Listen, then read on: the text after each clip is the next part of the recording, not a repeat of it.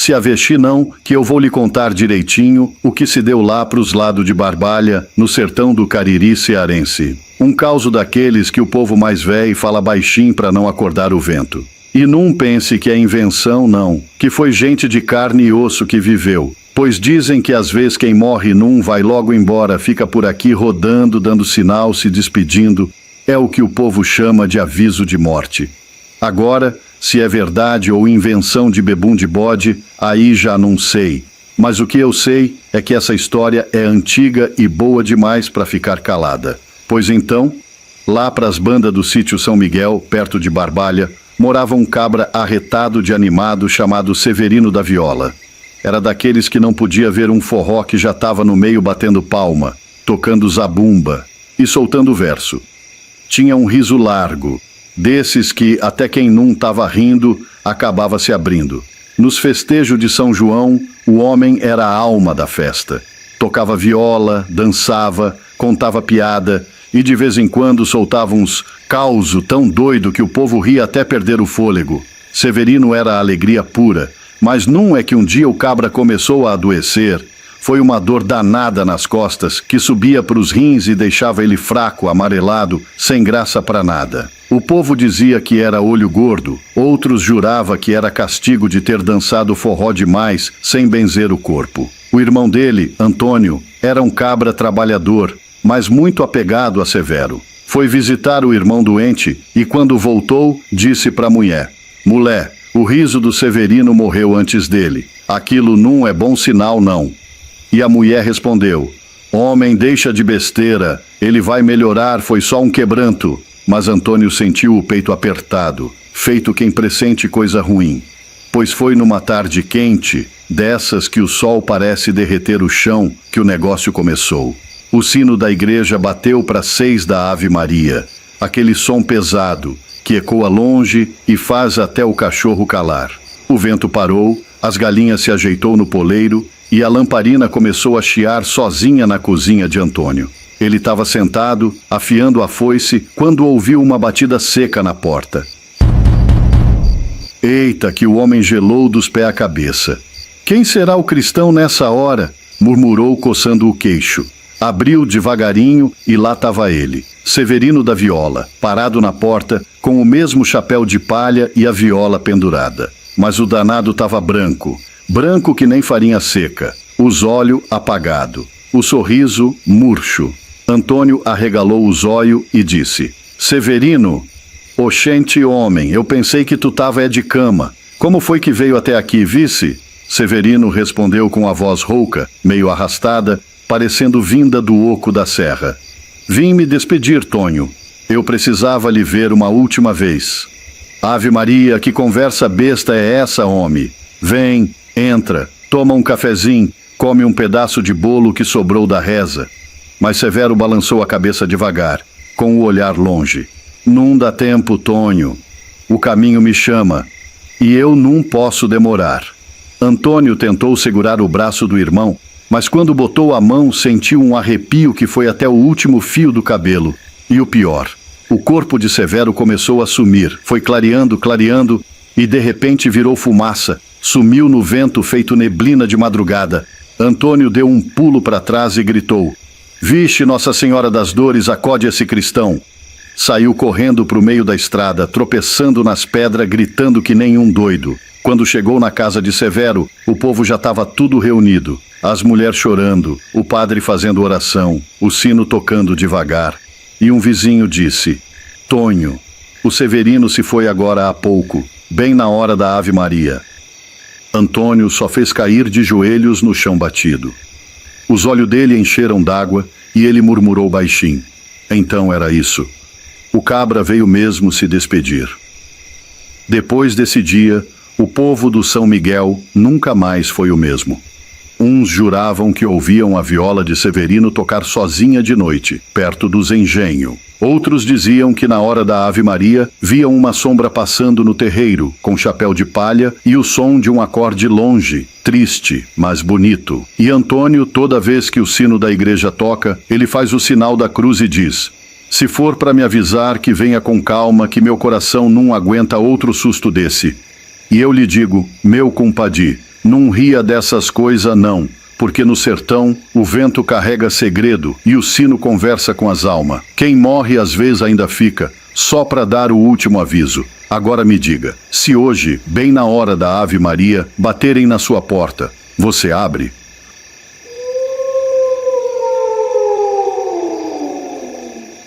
Chega mais para perto do fogo, que essa que tu vai ouvir agora é daquelas que até o vento se cala para escutar.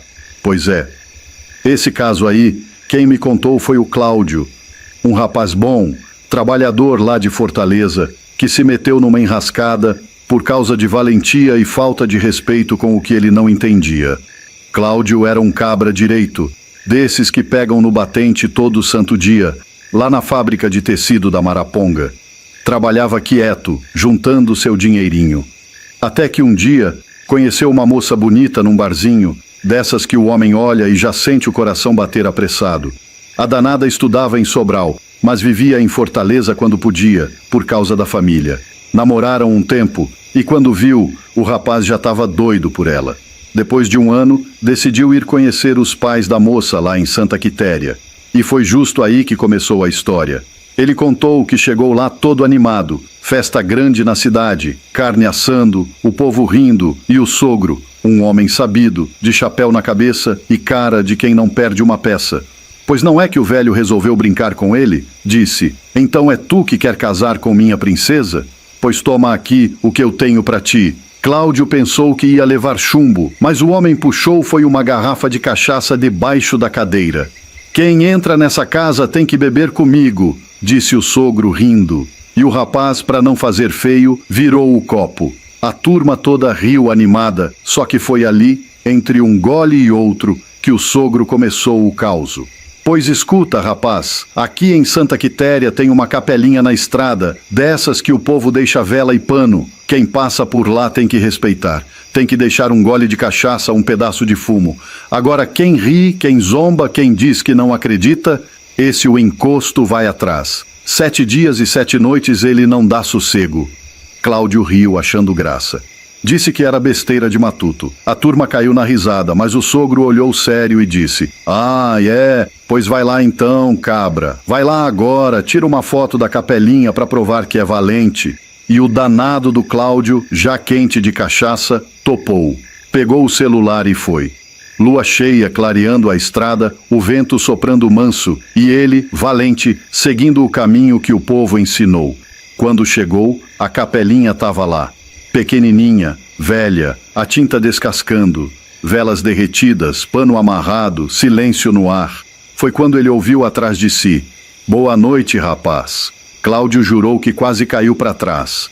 Tinha um homem parado ali, negro, de chapéu, calmo, com um sorriso manso. Disse que morava por aquelas bandas, que vivia andando por ali e conversando com quem aparecia. Falaram um pouco e o homem perguntou o que ele fazia ali. Cláudio contou do desafio, rindo. Vim tirar uma foto para provar que aqui não tem assombração. O homem então olhou para ele e disse baixinho, pois é, tu vieste rir do que não conhece, né, rapaz? Aqui não é lugar de deboche, aqui se pede licença. Mas o Cláudio, sem entender o recado, só respondeu, eu não acredito nessas besteiras não. E tirou o celular para bater a foto. Foi aí que o homem mudou o olhar. O sorriso sumiu, os olhos ficaram vermelhos, como brasa de fogueira.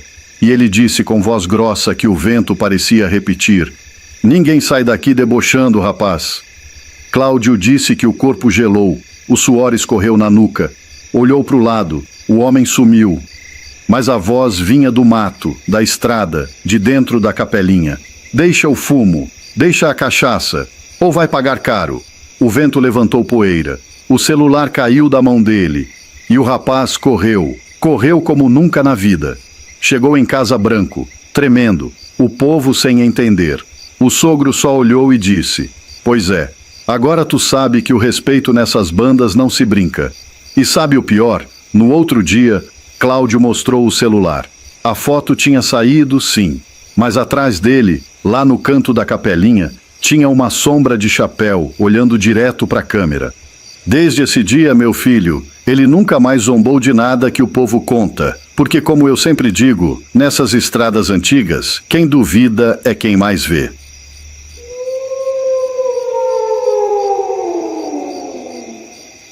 Era uma noite arretada de calmaria, lá no sertão do Ceará, nas redondezas de Quixeramobim, cidade de terras ressequidas e céu de estrela que parece mais viva de noite. Sinhá Firmina, mulher de fé e mãos calejadas por tanto remendo em rede e pano de varal, estava lá na sala simples de sua casinha de taipa, costurando um pedaço de rede desgastada. No terreiro, longe, o canto do bacural se misturava ao ruído miúdo do riacho seco que ainda escorria, fazendo uma cantiga triste que parecia chamar nome. Ela costurava, remendava puxando linha e contando com os dedos. Mais esse fio aqui, mais aquele ponto ali.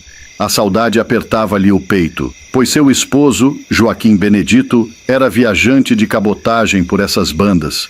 Vendia tecidos, santinhos, escapulário, perfume de matriz, colares de contas e quinquilharias de igreja. Ia de lugarejo em lugarejo, tocando estradas de vaqueiros, sertões e trilhas poeirentas. Ele já estava fora de casa há mais de 30 dias, prometendo voltar antes da festa de Nossa Senhora das Dores, padroeira do lugarejo onde moravam. Firmina já contava os dias, cada lua chorava no céu e cada roça ficava à espera.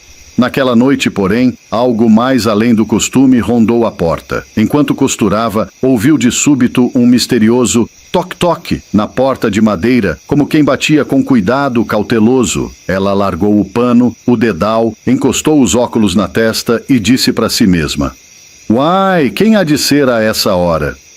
Descalça, foi devagar até lá. Abriu a porta devagarinho. No limiar da soleira, bem ali onde a luz do lampião bruxuleava, ela viu uma figura. Era Joaquim Benedito, ou parecia ser ele, com seu velho chapéu de couro gasto, a jaqueta de algodão simples que usava nas viagens, mas o rosto estava pálido como lua de defuntos. A camisa carregava uma mancha escura bem sobre o peito, no lado esquerdo, como se sangrasse por dentro. Os olhos, fundos, distantes, traziam uma tristeza de quem já não cabia mais entre os vivos. "Meu Deus do céu, Joaquim, que foi que tu teve, meu homem?" exclamou Firmina, a voz embargada. Ele deu um passo para trás, tremendo, murmurou quase num cochicho rouco, como quem fala de longe. "Reza por mim, Fimê", disse ele, usando o apelido de Sinhá Firmina. "Só é isso que peço. Reza por mim." Ela tentou estender a mão para tocar-lhe no ombro, puxar para dentro, acolher, mas antes que pudesse fazer isso, ele começou a se desfazer.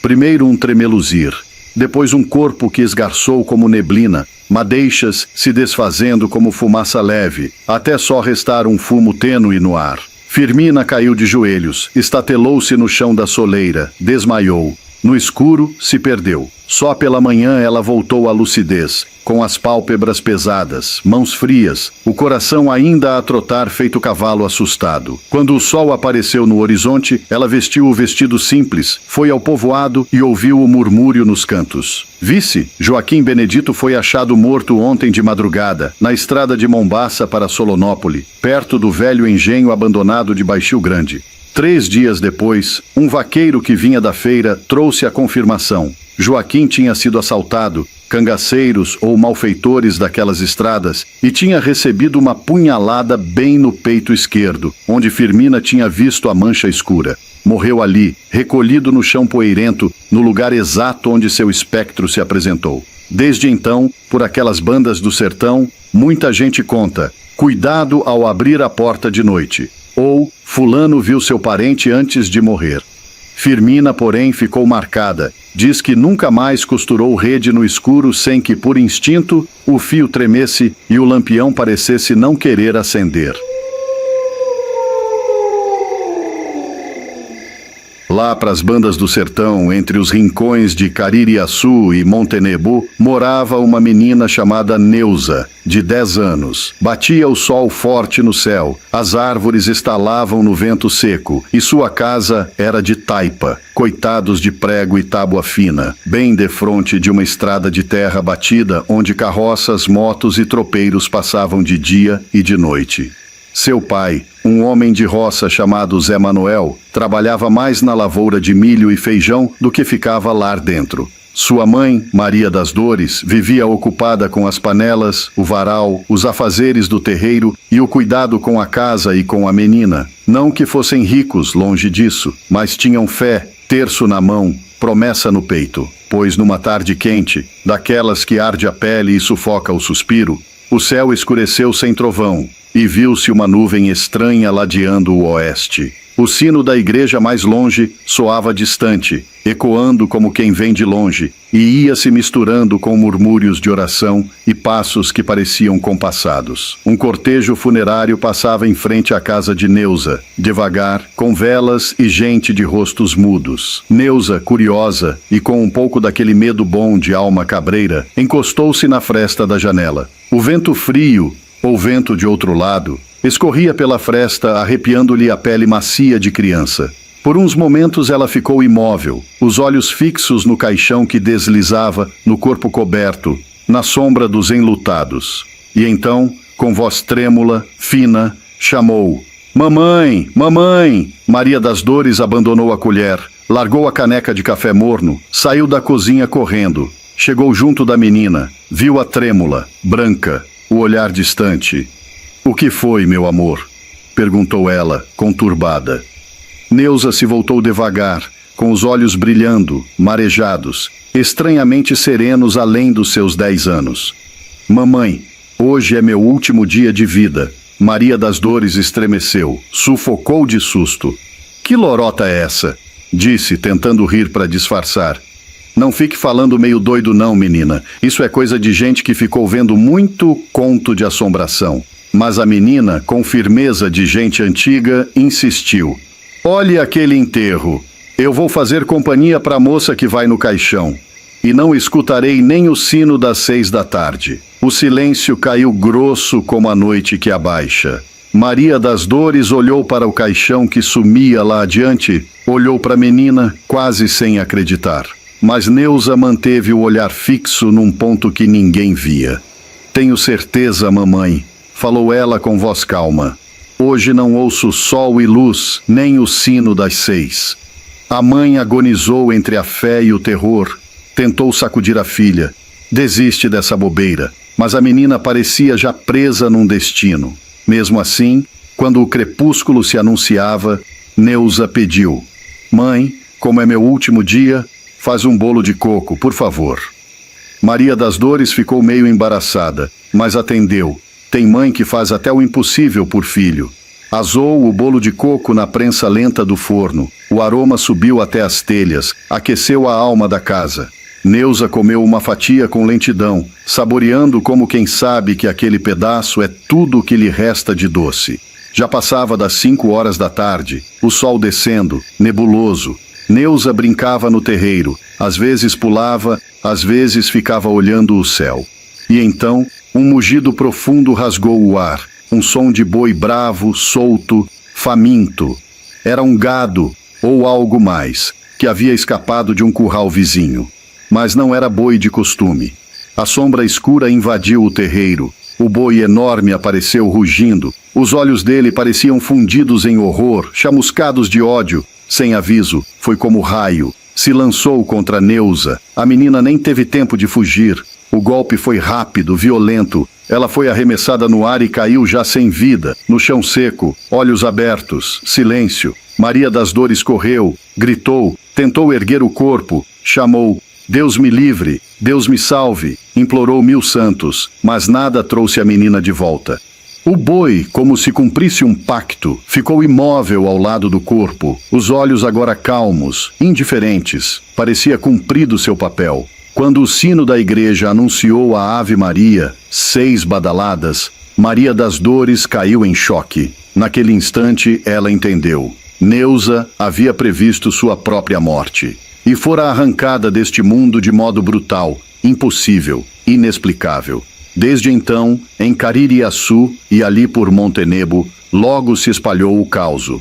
Fulana viu a filha antes que ela partisse. Cuidado ao olhar o funeral pela janela. Menina pressentiu o destino. O povo cochicha no terreiro, no canto da rede, ao som do trovão distante, e Maria das Dores quase nunca mais cozinha no fim de tarde. O bolo de coco que fez à tarde ficou com gosto de despedida eterna.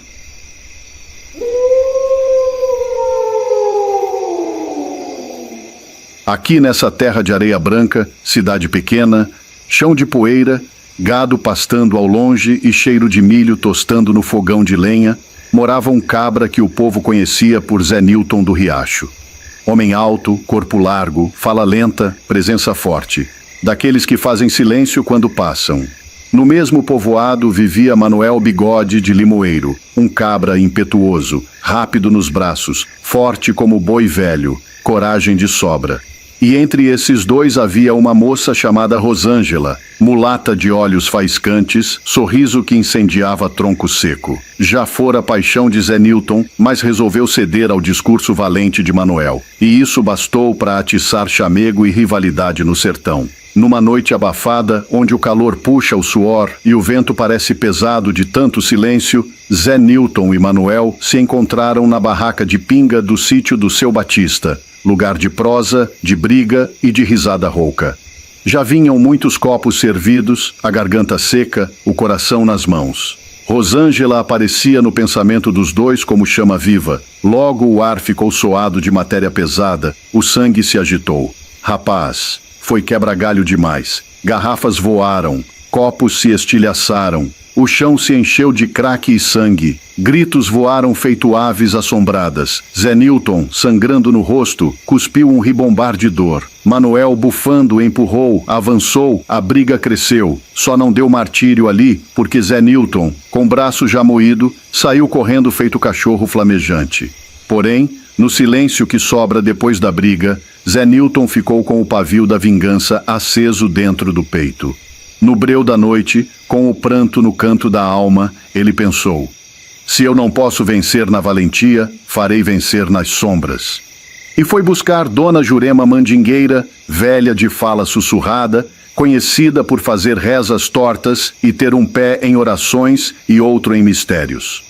Dona Jurema vivia no engenho abandonado entre Areia Branca e o distrito de São Cristóvão. O povo dizia que ela falava com as folhagens e ouvia o que as galinhas cochichavam. Zé Nilton, com o olhar carregado de sede, procurou-a e disse: Jurema, eu quero ver Manuel ajoelhar no chão. Quero que ele sinta o peso do meu ódio. Ela olhou fundo nos olhos dele, riu de sobra e disse: para isso vai me trazer ossos de galinha apodrecidos, ervas colhidas debaixo de lua nova, um pedaço de pano seu sujo de suor e uns tostões. Com isso, farei um amuleto.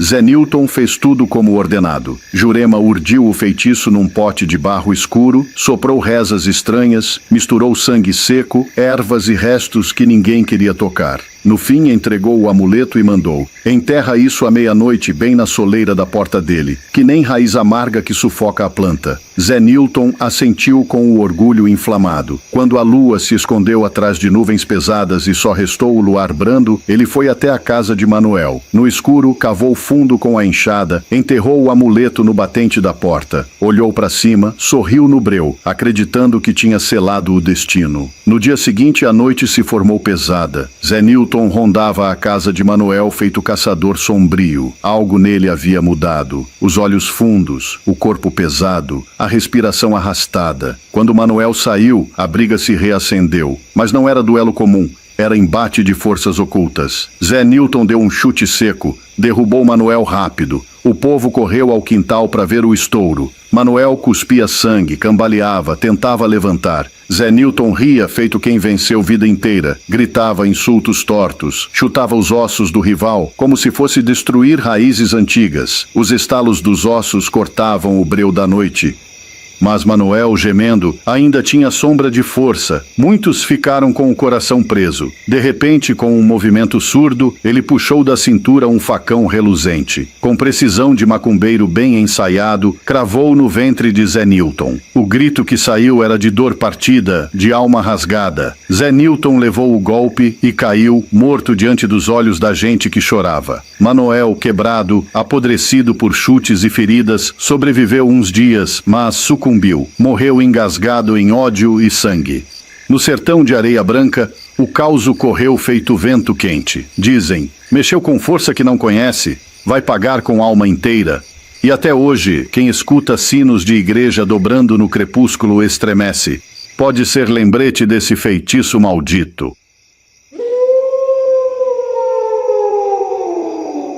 Vou lhe contar. Aconteceu lá pros lados do Nossa Senhora do Livramento, no coração quente do Mato Grosso, lá pros anos de 1980 e pouco. Tempo de estrada de chão, lampião de querosene e povo que ainda fazia reza para afastar quebranto. Eu era novo, mas já tinha ouvido das bocas mais velhas da redondeza. E até hoje, quando venta de noite por aquelas bandas, o povo fecha a janela e benze o peito dizendo baixinho: é coisa de Dona Suzaninha da Morte. Pois é, foi assim que ficou conhecida. O nome de batismo dela era Suzana Medeiros, mas ninguém chamava mais. Era Dona Suzaninha da Morte para todo mundo. A bicha morava sozinha num rancho afastado, lá pros lados da fazenda Boa Vista, bem no meio do mato seco, onde o vento só passava para fazer poeira rodar. O marido dela, seu Dorval, tinha morrido novo, picado de cascavel, e o filhinho deles, um anjinho chamado Paulinho, foi levado por uma febre malvada que nem doutor da cidade conseguiu curar. Depois disso, Suzaninha ficou muda uns tempos, e quando voltou a falar, era só com o vento e com os bichos. O povo da vila dizia que ela andava de noite com um lampião aceso, rezando pro lado do cemitério. Reza não é, dizia Dona Generosa, a parteira do povoado. Aquilo é conversa com alma. E o povo acreditava. Visse? Porque bicho homem lá do Livramento pode até não temer jaguatirica, mas corre de alma penada como quem foge de dívida. A casa dela vivia fechada. O telhado já descia as telhas, e um urubu danado vivia rondando o quintal. O povo jurava que era o espírito do marido guardando a porta dela. As crianças curiosas que só viviam botando apelido. Lá vai a bruxa do corvo preto, lá vai Dona Sombra que fala com defunto. Mas quem nasceu com a língua solta morre sem medo, né? E foi assim com Geraldo, o filho de seu Clenilton, o padeiro da vila. Um cabritinho de 10 anos, danado para fazer arte, que vivia soltando piada com os outros e mexendo onde não devia. Um dia, o guri viu Suzaninha indo em direção ao cemitério dos Ipês, aquele que fica depois da ponte do Riacho Seco. Era noite de vento assobiando nas frestas e lua escondida, daquelas que até o galo se cala. Ela ia vestida toda de preto, com um véu cobrindo a cara e um lampião pendurado na mão, e o vento balançava a chama como se fosse olho de fogo. O menino se escondeu atrás de um juazeiro e, todo atrevido, gritou: Ei, Dona Morte, vai conversar com quem hoje? Com o diabo ou com os defuntos? Diz que na hora ela parou, devagarzinho, sem fazer barulho. Virou o rosto na direção dele e o véu bateu no vento, mostrando 2 olhos que pareciam brasa fria, daquelas que queimam sem fazer chama. E ela respondeu com a voz rouca, seca, como quem fala de dentro de um poço: Menino atrevido, o sol ainda vai nascer 3 vezes para tu. Depois disso, tua língua cala para sempre. O menino riu, cuspiu no chão e saiu correndo de volta para a vila. Mas, desde aquela noite, Geraldo nunca mais foi o mesmo. No outro dia, acordou pálido, o corpo tremendo. Dizia para a mãe: Mainha, a bruxa veio me olhar na janela. Ela estava lá, mainha, com o lampião aceso. Mas o pai achava que era invenção. Mandou o menino ir dormir. Na segunda noite, o menino começou a suar frio. Os olhos viravam para o nada. E ele gemia dizendo: Tira ela daqui. Ela está me chamando. A mãe rezava, chamava padre, benzedeira, botaram arruda, crucifixo, água benta e nada. No terceiro dia, o sol mal clareou e o menino já não respirava mais. Tinha um sorriso torto na boca e os dedos fechados como quem agarrava alguma coisa invisível. O povo correu, se juntou na porta da casa e cochichava. Foi ela. Foi Dona Suzaninha. A praga pegou. A notícia se espalhou rápido. Ninguém mais teve coragem de passar nem perto da casa dela. Teve gente que jurou ter visto o vulto da mulher andando sobre o córrego, sem os pés tocarem o chão. Teve outro que disse que o lampião dela se acendia sozinho, mesmo depois que o vento levava tudo. Diz seu Tonho do Arroz, um velho que trabalhava cortando lenha, que uma noite voltava da roça e viu Suzaninha parada no meio da estrada, segurando o lampião, com o rosto coberto. Ele perguntou: Boa noite, dona. Tá precisando de ajuda? E ela respondeu: Só quero achar meu menino. Ele passou por aqui? O velho disse que sentiu o corpo gelar e quando olhou direito, ela tinha sumido e o lampião ficou aceso, sozinho, rodando no ar. Depois disso, ninguém mais viu Dona Susaninha da morte. Alguns dizem que ela se enforcou num pé de ingazeira lá pro lado da fazenda Mandioquinha. Outros juram que ela foi levada por vento forte, no meio de uma trovoada que arrastou até as galinhas do terreiro. Mas o povo de Livramento aprendeu uma lição. Quem zomba do sofrimento alheio, o azar pega. Quem mexe com quem conversa com as sombras, leva o nome no vento. E é por isso que até hoje, quando o vento uiva nas noites de agosto e as portas batem sozinhas, o povo se benze, bota a cuia de água atrás da porta e diz: Vá de retro, Dona Susaninha, leva tua luz e tua dor para longe daqui. E se tu tiver coragem de passar pelo cemitério dos ipês de madrugada, vai ouvir, entre o farfalhar das folhas secas, uma voz fina como sussurro: Cadê meu menino? Cadê meu menino? Mas ó, um conselho que lhe dou, de um matuto que já viu coisa demais nesse mundão. Se um dia o lampião acender sozinho no meio da estrada, não olha não, dá meia volta, benze o corpo e corre para dentro de casa, porque pode ser que Dona Susaninha da morte ainda ande por ali, procurando a alma de quem riu dela. Eita, que até contando já senti um arrepio subindo pelas costas. Foi lá pelos idos de 1983, no tempo em que o Mato Grosso ainda cheirava a terra molhada de chuva de verão, carroça rangendo na estrada de chão, lampião pendurado no alpendre e o comércio era pouca coisa mais que uma bodega na beira da BR-364. Tinha uma cidadezinha chamada Santo Antônio do Deserto. Não era grande, não era pequena, mas era daquelas onde todo mundo se conhece, sabe até pensamento uns dos outros. Nessa cidade morava uma mulher chamada Marina Bel Luz, moça que, para quem via de longe, era bonita de doer.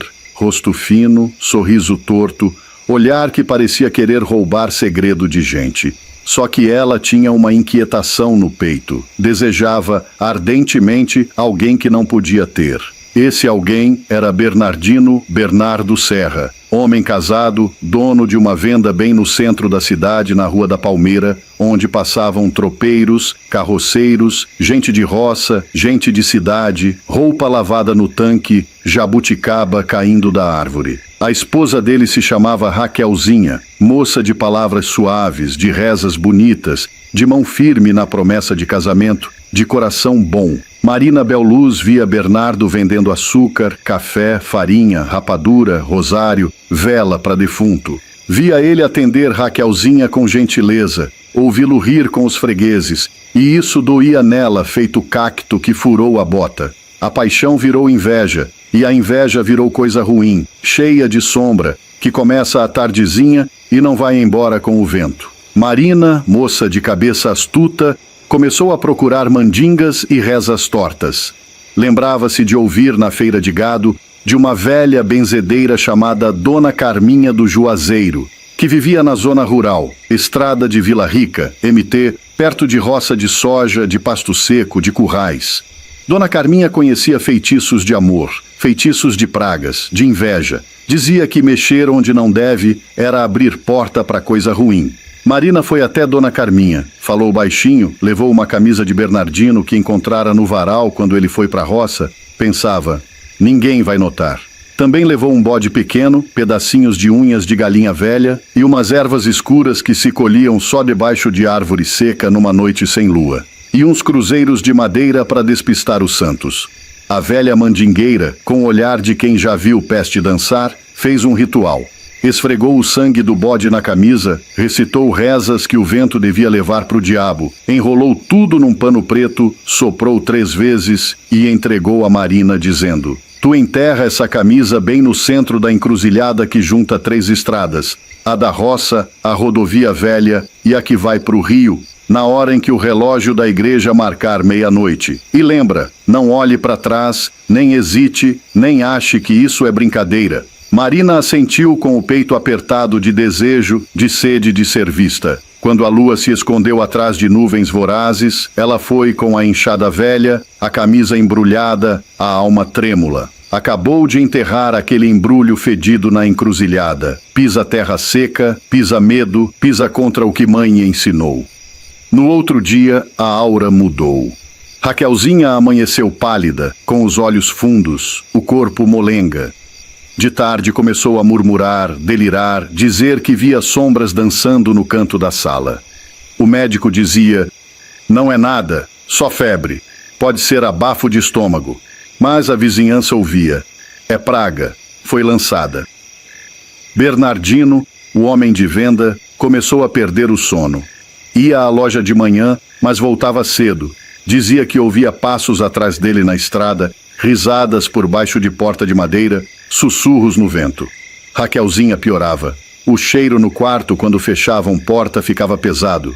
Marina Belluz via tudo isso de perto, escondida, às vezes sorrindo sozinha, às vezes tremendo de satisfação. Quem diz que vingança não dói no corpo também mente. Até que uma noite, sem lua, tudo resolveu se romper. Raquelzinha foi encontrada caída no chão de casa, pálida como cera de vela queimada demais, olhos arregalados, mãos rígidas. Tinha mordidas escuras no braço, no peito, marcas que ninguém explicava. Rato, bicho selvagem, cobra, ninguém sabia. Quer dizer, sabia, mas ninguém queria dizer alto. O cão da casa, um vira-lata velho, uivou muito naquela madrugada. Já era quase madrugada quando acharam Marina Belluz morta no quintal dela, caída de cara para o chão, o véu preto desarrumado, o corpo marcado de cortes pequenos, hematomas roxos e mordidas misteriosas, a roupa preta manchada de terra e sangue, ou era o orvalho. A camisa de Bernardino já não estava no varal nem entre as vestes usadas. Bernardino perdera juízo. Percorria a rua do meio, gemendo, chamando Raquelzinha, como quem chama a alma presa num rio. A cidade cochichava de porta em porta. Olha que Maria Clara da Mata foi tomada pela cobra que ela mesma fabricou. Raquelzinha também acabou morrendo. Corpo fraco, o espírito cansado. Diz que na hora, Bernardino pediu para rezar os mortos, acender vela, mas já não atendia à voz de ninguém. Só via a sombra da camisa enterrada, só ouvia riso no vento que parecia de Marina. A casa de Marina ficou vazia. A cidade ficou em silêncio comprido. As janelas tremiam quando o vento batia. O cão pela noite uivava como se chamasse alma. E uns, de madrugada, juravam que viam a figura dela, Marina Belluz, andando na encruzilhada, o véu negro arrastando atrás, o lampejo de olhos de fogo, lamentando: "Quem planta cobra, colhe rabo." E assim ficou o causo contado no povoado de Santo Antônio do Deserto para todo o Mato Grosso, que serve de alerta. Cobiça pode curvar o coração, praga pode acordar sombra dormindo, e destino, destino, pode ser cobra que se morde. Num tempo antigo, vivia um homem bem posto, dono de roça de arroz e gado, o senhor Severino Cardoso, homem de respeito, palavra firme, que tinha uma filha chamada Eulália Cardoso. Moça de essência fina, rosto manso, olhar que parecia esconder segredos, criada com esmero pelas tias e pela avó. Quando pequena, ouviu as rezas, as histórias de assombração, as promessas do bem. Deu passos com cautela, observando o mundo, mas sem nunca imaginar que o mundo poderia lhe cobrar caro o coração. Seus pretendentes eram muitos, rapazes de Ribeirão Cascalheira e de municípios vizinhos, mas só um chamava a atenção no peito dela: Alcides de Souza, homem de fala mansa, dono de uma padaria no centro da cidade, de sorriso cortês e ambição discreta. Casado? Sim. Tinha esposa chamada Adriana, moça de fé, de fala doce e de olhos compassivos. E é isso que inflamou o destino de Eulália: amar quem já era de outro, querer aquilo que não se tem, ousar mexer no invisível. Os encontros de Eulália e Alcides eram escondidos, trocas de bilhetes furtivos, cheiro de flor no bolso, promessas abafadas na penumbra dos becos. O povo cochichava: "Não vá nisso, filha de Severino, porque coisa ruim espreita quem mexe com o destino dos outros." Adriana adoecia sem explicação. Olhos fundos, pele diáfana, sonhos ruins. Médico dizia estresse, anemia, mas as mulheres no terreiro sussurravam: "Isso é praga." Eulália, ressentida e impetuosa, decidiu buscar força nas encruzilhadas. Pegou uma camisa de Alcides, uma que ele usava só em domingos, furtou-a do varal. Recolheu ervas colhidas no breu, unhas de galinha velha, um punhado de terra do cruzamento da estrada velha e procurou Dona Lucinda Mandinga, mulher de saber antigo, que morava nas margens do riacho seco entre Ribeirão Cascalheira e um lugarejo chamado São Bento do Araguaia, para não dar pista exata, mas para dar medo de ser real. A velha aceitou fazer o feitiço, misturou rezas retorcidas, gotas de sangue do bode, sopros de vento e mandou que Eulália enterrasse a camisa na arca escura da encruzilhada que liga 3 veredas à meia-noite. Eulália fez como ordenado. Quando o relógio bateu 12 badaladas na capela pequena, munida da enxada e do pano maculado, foi até aquela encruzilhada. Enterrou ali o embrulho maldito, pisou a terra, fez oração torta e fugiu antes que a lua cochichasse algo no vento. Nos dias que se seguiram, Adriana piorou. Delírios, febre, visão de sombras na parede do quarto. Alcides começou a andar de um canto ao outro, como se ouvisse vozes que só ele escutava. A venda dele, o balcão onde vendia pão, bolo, farinha, parecia pesada, como se uma sombra invisível empurrasse as mercadorias para trás. Ele, que ia forte, já chegava em casa cambaleando, pedindo desculpas que nem sabia a quem. Eulália observava de longe com alegria amarga e arrependimento escondido. Mas o feitiço trai seu criador. Numa noite de lua nova, Adriana foi encontrada caída no chão da casa. Os vizinhos ouviram gemidos, sons estranhos. O corpo dela jazia imóvel, o rosto estirado, olhos arregalados. Havia marcas de mordida escuras no braço, no peito. O cão da casa uivava no quintal, arrancando o choro da palma seca da lua. E na manhã seguinte, Eulália foi achada no quintal de casa, caída de bruços, o véu negro arrastando na terra, o rosto ferido, manchas de terra e sangue na roupa simples dela. A camisa de Alcides, aquela usada no feitiço, sumira, levada pelo casual ou pelo invisível. Adriana morreu, Eulália também. Os médicos chamaram de tragédia, mas o povo sussurrou: pegou praga. Alcides ficou louco. Corria pelas ruas da cidade chamando Adriana, como quem chama a alma no vento. Entrava na padaria de madrugada, acendia a lamparina, esperava o cheiro de pão que nunca mais faria. Em uma noite, apareceu morto no quarto. Diziam que foi ele quem se enforcou com o lenço que usava na padaria. Outros dizem que o espírito dele ainda ronda os nossos becos à meia-noite. A casa de Severino ficou vazia. As janelas rangem com o vento e quem passa perto jura ouvir o lamento de Eulália, o choro de Adriana, o nome de Alcides ecoando no maior silêncio.